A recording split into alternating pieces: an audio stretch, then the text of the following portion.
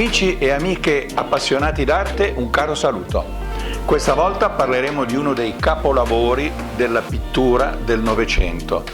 Si tratta della Notte stellata di Vincent van Gogh, prendendo spunto da una bellissima stampa Pittacon.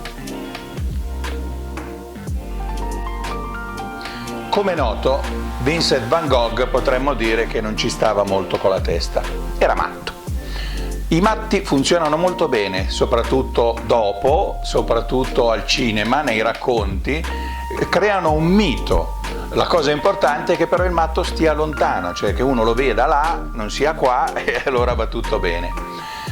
Dobbiamo pensare che anche dopo la sua morte 150 psichiatri si diedero da fare per stilare una diagnosi e dire esattamente qual era la sofferenza di Vincent van Gogh.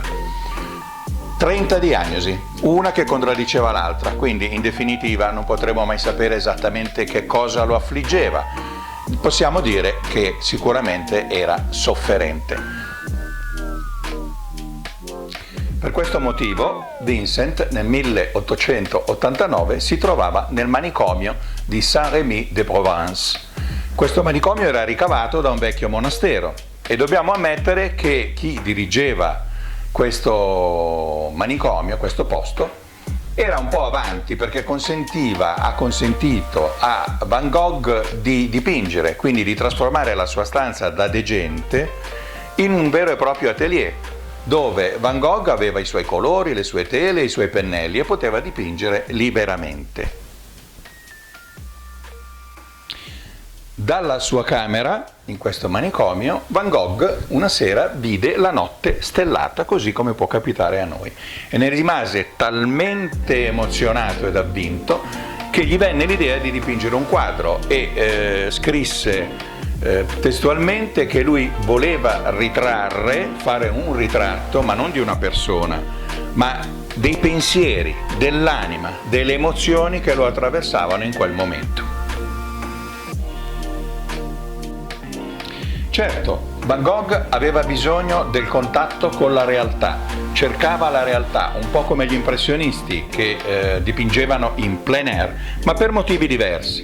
Mentre gli impressionisti dovevano essere sul posto per catturare l'impressione di quello che vedevano, ma era fondamentale per loro riprendere il reale, per Van Gogh invece la situazione è diversa. Lui cerca il contatto con la realtà per esserne immerso, per carpire le sensazioni e le emozioni di quel posto in quel momento, perché poi Van Gogh non dipinge le cose così come sono o in modo mimetico, ma le dipinge secondo la visione del suo animo.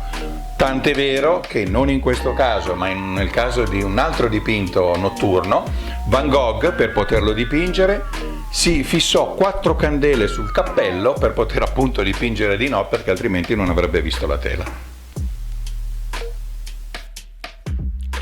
L'immagine ha una forza straordinaria. Sulla sinistra fiammeggia un cipresso alto come un obelisco egizio, punto di contatto tra la terra e il cielo notturno. Al centro un paesino, forse inventato, forse presente nella memoria di Van Gogh. Casette basse, a ritrovo intorno alla cuspide di un campanile che rifà il verso al cipresso.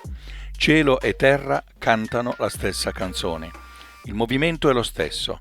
Il cosmo detta le note. Ed ecco la luna, luminosa, potente, in alto a destra. Le pennellate sono disegno, perché non ci sono zone a colore uniforme, ma linee che si curvano, che seguono la loro direzione e destino.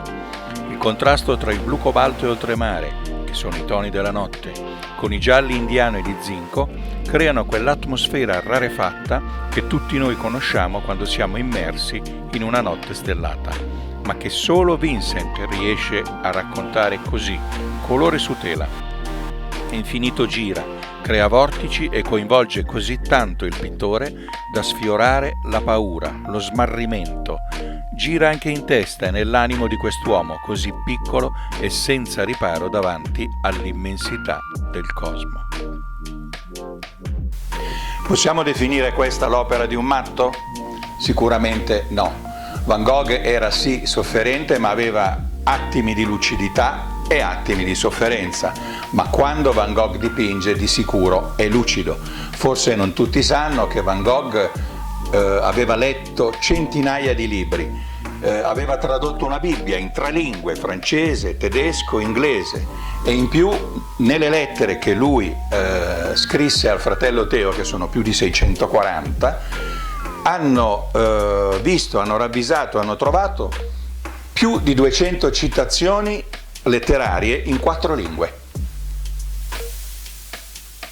Vincent van Gogh ha raggiunto il suo intento. Questo quadro ha una potenza incredibile ed è riuscito appunto a trasmetterci la sua anima, le sue sensazioni, il suo temperamento così sofferto e infelice, ma bello per tutti noi. Il quadro in originale è conservato al Museo di Arte Moderna di New York. Amici e amiche appassionate d'arte, un caro saluto e vi do appuntamento alla prossima stampa Pitejkon che tratterà dei giocatori di carte di Paul Cézanne.